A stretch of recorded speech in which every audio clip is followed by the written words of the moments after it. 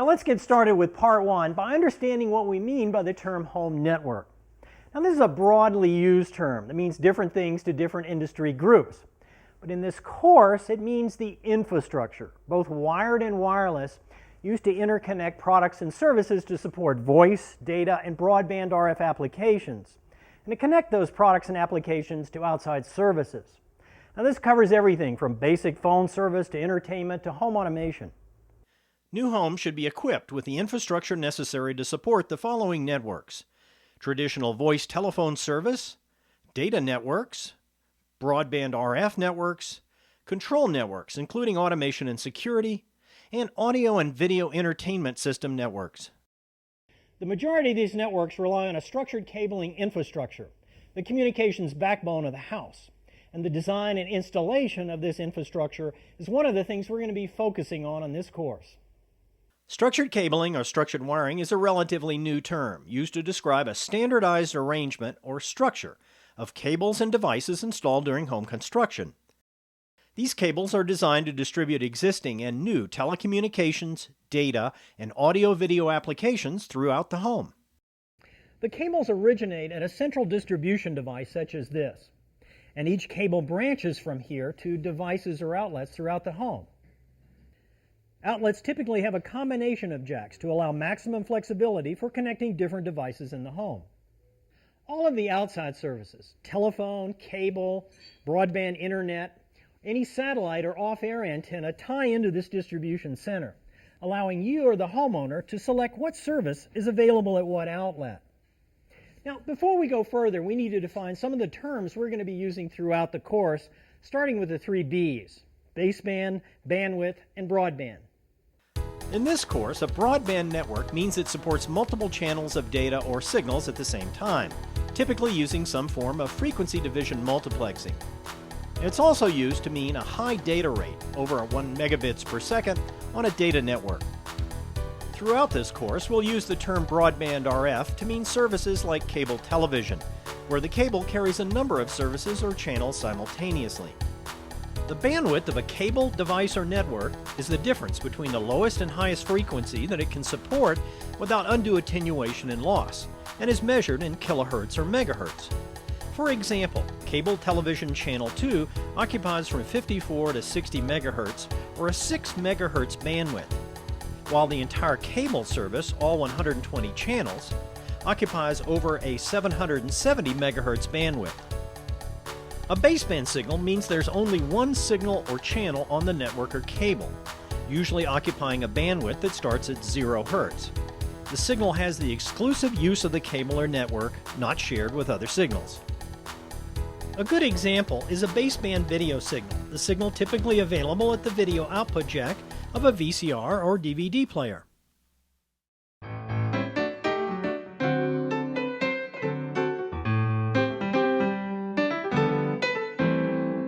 All of the work you'll be doing as part of residential low voltage installation is covered by codes, standards, and regulations.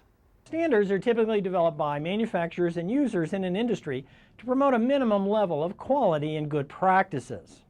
Now, there are two important Telecommunication Industry Association, or TIA, standards that cover telecommunication cabling in buildings.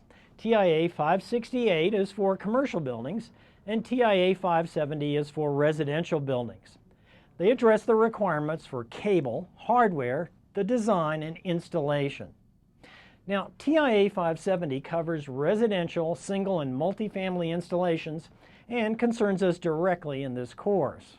The single-family section of 570 covers the specifications for the network interface demarcation point, an auxiliary disconnect, the distribution device and cable cross-connect, the cable and cable installation, outlets and connectors, and equipment cords.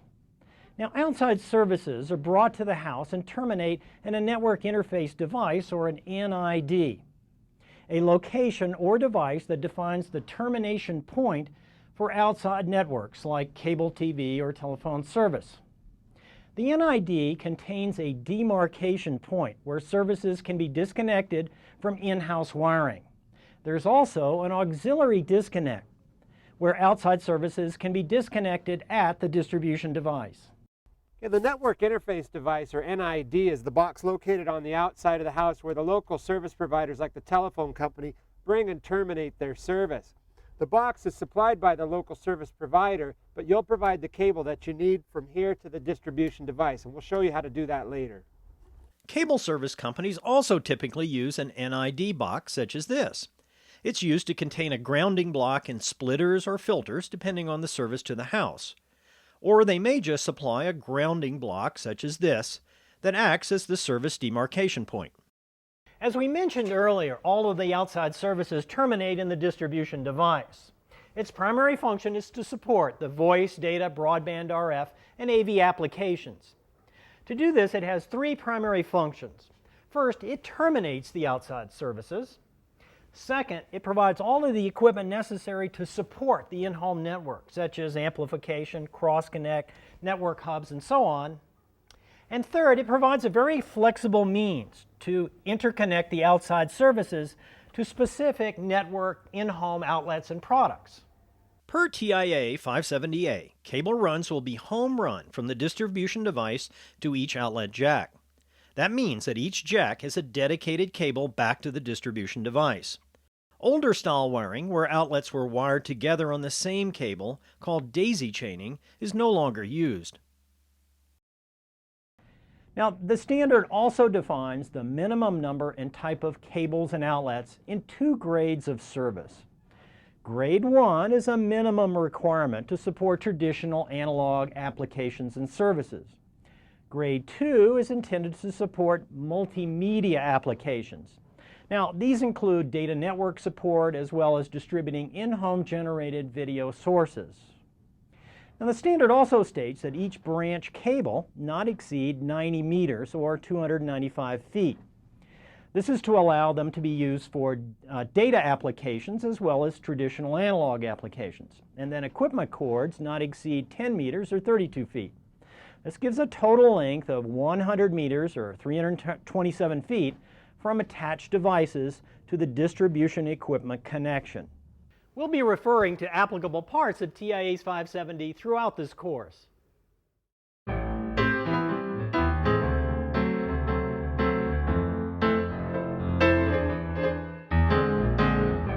Now we're going to be installing the cable and hardware to support voice service throughout the house, data networks to support a wide range of network products as well as broadband internet access, and RF networks to support the traditional cable, off-air, and satellite service. Now let's start with an overview of the traditional voice service network. The traditional voice network starts at the telephone company's central office. Each telephone line uses a pair of wires from the office to the network interface device at the house. A pair of wires for each line then runs to the structured media center. Now, the media center allows each incoming line to connect to multiple branch cables to individual telephone outlets. Each branch cable contains 4 pair of wires to support 4 voice lines.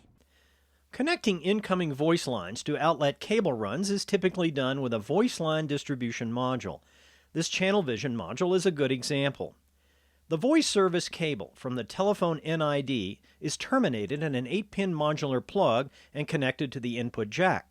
This becomes the auxiliary disconnect required by TIA 570A. The 4 possible incoming voice lines are applied in parallel to the 8 110 style punch-down connectors along the bottom. The cables to each voice jack are attached to these connectors. If more than 8 voice outlets are needed, additional modules can be added as necessary by using a jumper cable from the output jack or punch-down connector.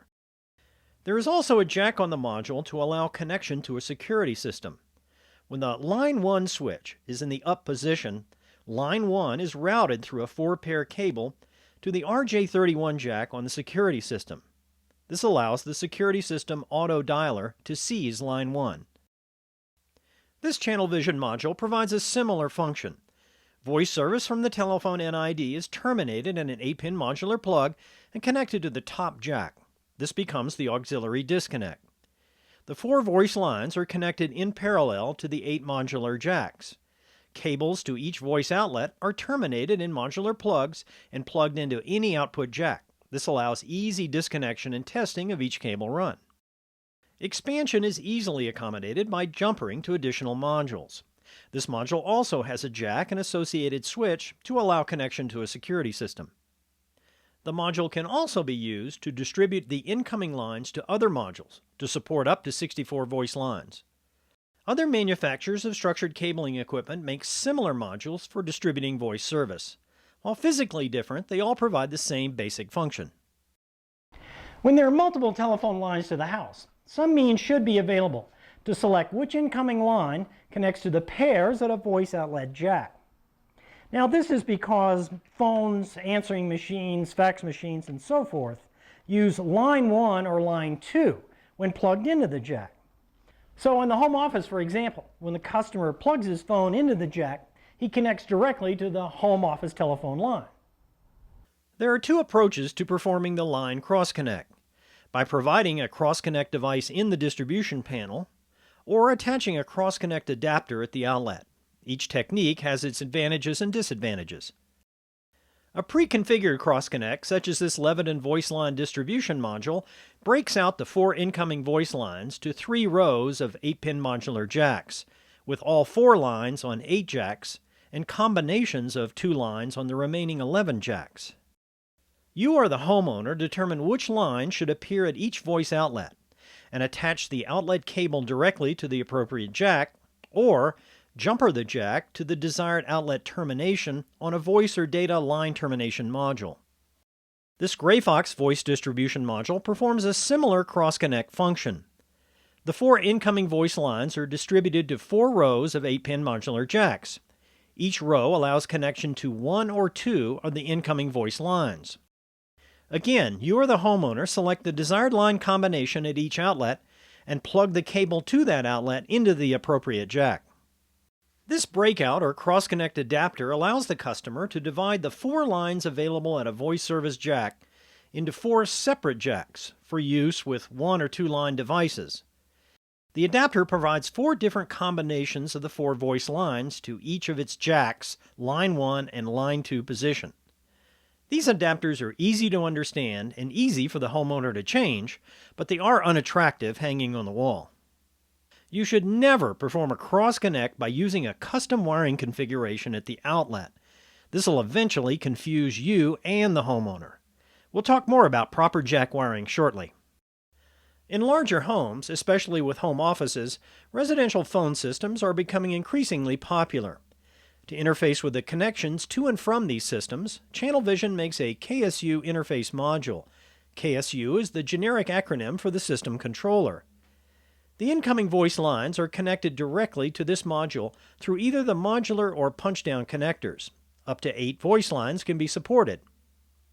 A 25-pair interface cable is used to provide connection to and from the KSU control unit for support of up to 10 phone stations.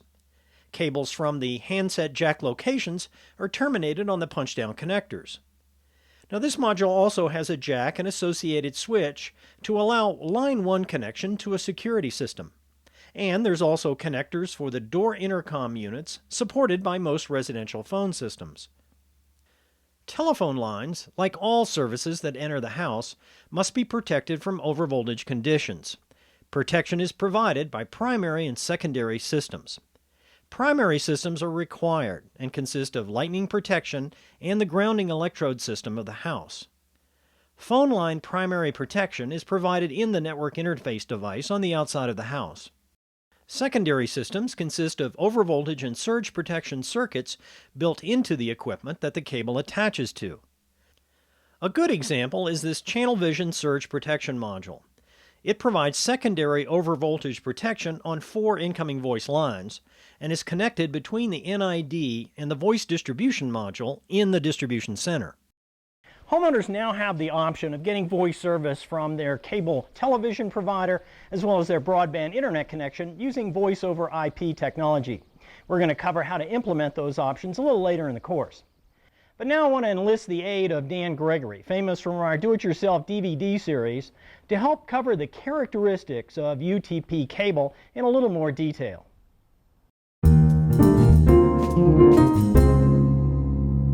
Now, both voice and data services use twisted pair communications wire. It's called twisted pair, or TP, because it's got 4 pairs of wires twisted together. Older telco cable had 4 untwisted wires, called quad cable, but it's no longer used in new installations. The pairs of TP cable are 22 or 24 gauge copper, and the insulation is color-coded to help identify the pairs easily. One wire usually has a solid color, and the other wire of the pair is white or is white with colored stripes. Now, the pair with the blue and blue-white stripe, for example, is simply referred to as the blue pair. When used for telephone voice applications, each pair of wires is capable of carrying one standard telephone line. The blue pair is used for line 1, the orange pair for line 2, the green pair for line 3, and the brown pair is used for line 4. In order to handle high data rates, newer high-performance TP cable called category-rated cable should be used. Category ratings were established by the Telecommunications Industry Association to standardize performance ratings of cable and equipment. The ratings give the minimum performance requirements for attenuation, resistance, interference between pairs, and so on. Category ratings start at Category 3. Category 3 cable, or CAT3, is used for medium-speed communications up to 10 megabits per second over distances of up to 100 meters. Category 5 cable, or CAT5, shown here with Category 3 for comparison, is used for high-speed communications up to 100 megabits per second at distances of up to 100 meters. A higher performance version of CAT5 cable called CAT5E for enhanced is now also readily available. It has tighter specifications on crosstalk and attenuation performance, although still rated for 100 megabits per second service. And since CAT5E will easily handle all of our voice services, we're going to use it for all of our voice and data wiring. It'll also handle other applications such as audio and video distribution if installed correctly. Category 6 cable is designed to handle data transfer rates up to 1,000 megabits per second by sending data at 250 megabits per second over all 4 pairs simultaneously. The cable incorporates new designs to physically separate the pairs to reduce crosstalk, such as a plastic separator, such as this, or by using a flat jacket molding, such as this. TP cable always uses the TP modular connector developed by AT&T. They come in 6 and 8-pin styles. The male plug is always used on the cable, and the female jack is always used on equipment or wall plates. You'll hear these connectors referred to as the RJ11 style for the 6-pin variety and the RJ45 for the 8-pin style. Now, these are the old AT&T registration numbers for the tariff use for the services the jacks were intended for and are no longer used, although the terms persist. They're just the 6-pin and 8-pin modular connectors and jacks. Now, the pins on all the jacks are numbered from left to right looking into the jack. The 8-pin jack is specified in the TIA 570 for all residential voice and data applications. The blue pair is connected to the center 2 contacts. The orange pair is connected to the next 2 contacts out. Now, this maintains plug compatibility with the 6-pin style connector. The green pair is connected to pins 1 and 2, and the brown pair is connected to 7 and 8. Now, this wiring configuration is also standard for the commercial TIA 568 specification and is referred to as the T568A wiring configuration, or just the A configuration. Now, there's an alternative 8-pin wiring configuration called the T568B. Now, this configuration swaps the green and the orange pairs on 1 and 2 and 3 and 6. Now, it's used in some commercial installations, and you'll see it on some jack labeling, usually just with the letter B. You must use plugs and jacks that are able to maintain the category rating of the cable being used. Nearly all plugs and jacks you buy are rated for Category 5 service and use these insulation displacement contacts.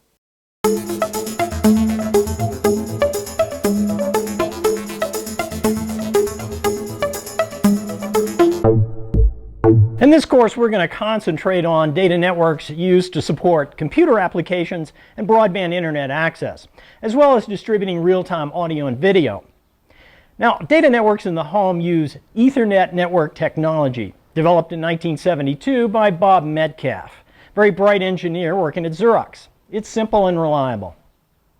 Ethernet is a local area network or LAN technology. It transports data within a home or office at rates typically between 10 and 100 megabits per second. This diagram illustrates a typical Ethernet network. All data outlets are home run to the distribution center and connected to a device called a hub or switch. This design, or star topology as it's called, allows any connected device to communicate with any other device on the network, sending text, pictures, music, and control information. The network can also be connected to the internet through a router and gateway device, such as a cable or DSL modem. Ethernet is an IEEE standard, often referred to by its standard number, IEEE 802. The most common form of Ethernet for computer networks is referred to as 802.3. 802.3 is commonly referred to as 10 base T, meaning 10 megabits per second, baseband, remember baseband, on twisted pair cable. There is also a 10 base F, or 10 megabits per second over fiber, and 10 base 2 and 5, which covers 10 megabits over coaxial cable. 802.3U is the specification for fast Ethernet, or 100 base T, 100 megabits per second over Category 5 or better twisted pair cable. 10 and 100 base T are the de facto standards for the home. There's even a faster version, 802.3AB, for 1000 base T. This requires Category 5E or 6 TP cable. Ethernet transports data from one device to another in discrete chunks of data referred to as frames. Now, a frame consists of a preamble, a to and from address, the message payload, and an error detection field comprising from 64 to 1518 bytes. Now, the data to be transported is fragmented into pieces that'll fit into the frame by the sending application and reassembled at the receiving device. The to and from address is the physical Ethernet address of the receiving and sending device on the network. It's a hardwired 48-bit address assigned by the manufacturer. Every Ethernet-enabled device should have its 48-bit address visible on the product, written in hexadecimal notation, using the numbers 0 through 9 and letters A through F. While Ethernet can transport any kind of data, most of the time it's transporting TCP/IP packets, the protocol and data format used over the internet. Now, using TCP/IP for home networks allows an easy and seamless connection from devices in the home to the internet, a major advantage. And it's not just for computers. More and more AV equipment, home automation system, even appliances are relying on an always-on broadband connection to the internet for everything from monitoring to content download. TCP/IP stands for Transmission Control Protocol and Internet Protocol, the transport and network layer protocols used on the internet. TCP/IP packets are the Ethernet frame payload.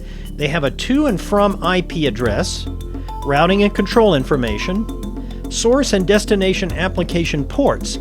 These are like internal addresses for applications sending or receiving the data.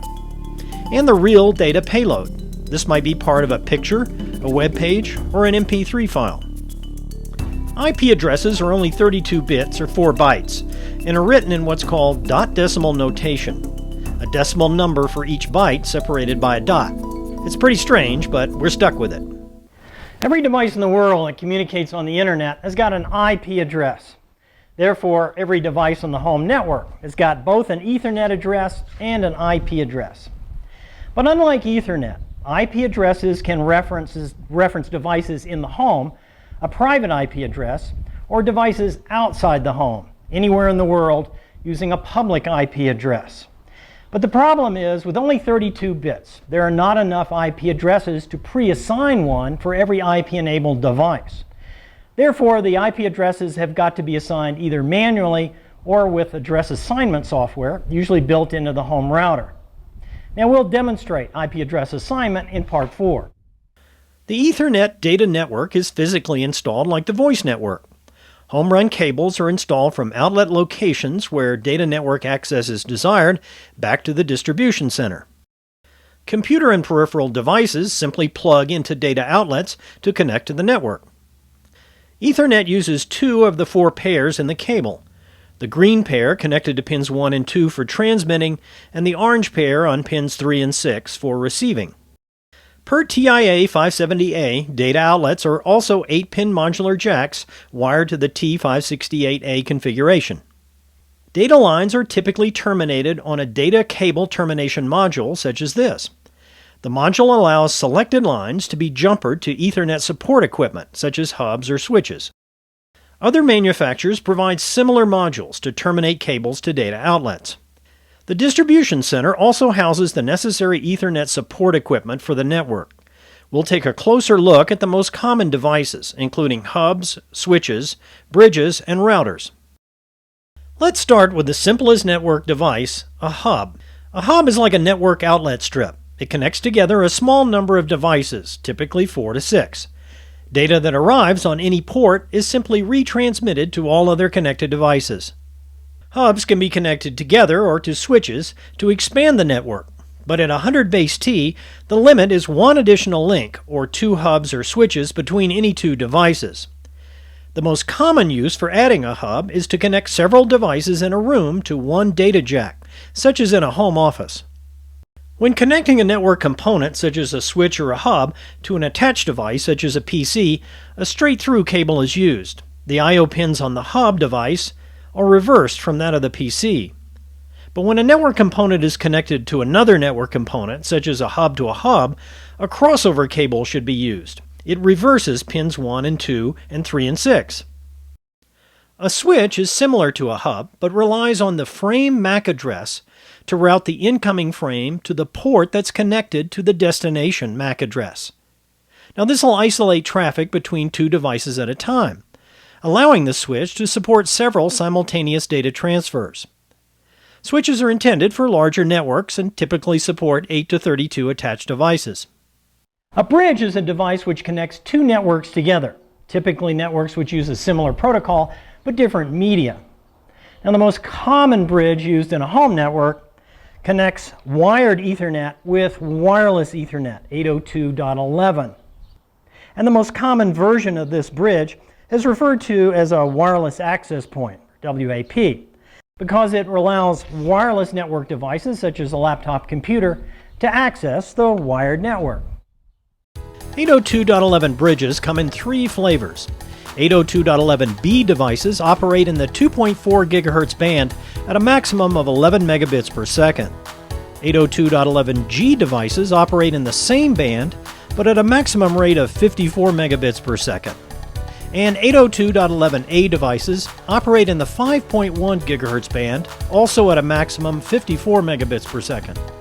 The range of 2.4 GHz devices is typically 100 feet in average home construction, while 5.1 GHz signals are highly absorbed by building materials, limiting their range to 25 to 50 feet. Now, since 802.11g devices are backwards compatible with B devices, and given their better range, B and G devices are the best choice for residential installations. They should be installed in a central, high location in the house to give the best signal coverage. The height avoids absorption from furniture and fixtures. In larger homes, multiple access points can be installed in different areas of the home or on different floors. The 2.4 GHz band is divided into 11 channels. Each channel is 22 MHz wide with a 5 MHz offset from the next channel. A wireless access point can be assigned to any one channel. Now, this allows up to 3 access points to operate in the same location without overlap interference. We'll talk more about access point installation and placement in Part 2. A router's job is to selectively route packets, the payload portion of the Ethernet frame, between 2 different networks. In our case, that means the LAN in the home to the Internet. Now this is usually a 2-step hop from the router through the cable or DSL modem that we'll talk about shortly. If a packet's destination is someplace other than the home network, the originating device will send the frame to the router. The router substitutes the public IP address assigned to the home account by the access provider as the new from address and sends it on its way via the gateway. Likewise, when a router receives a packet from the Internet via the gateway, it examines the packet to determine if it's a response to a request originated by a device in the home.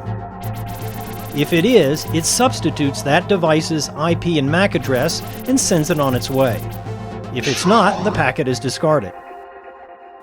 Nearly all routers intended for the home or small office have a 4 to 8 port switch built in. Now, unfortunately, unless you're installing a very small home, you'll still need an additional switch, since you'll typically need to support at least 16 data outlets and devices. A gateway is the interface between two dissimilar networks. It performs protocol conversion as well as providing the physical interface between the Internet Access Provider's network and the home network. Typical gateways include cable and DSL modems that convert the broadband access provider's analog signals to Ethernet 10-base-T frames for the router. The network router, switch, and gateway are typically installed in the structured cabling system enclosure, since that's the home run location of the TP data network cabling as well as the cabling to the NIDs. The gateway will typically have to be installed on a shelf, bracket, or cable tied to the inside of the enclosure. Another interesting gateway example is this telephone voice line to IP gateway. Now, this device will digitize analog voice signals into IP packets.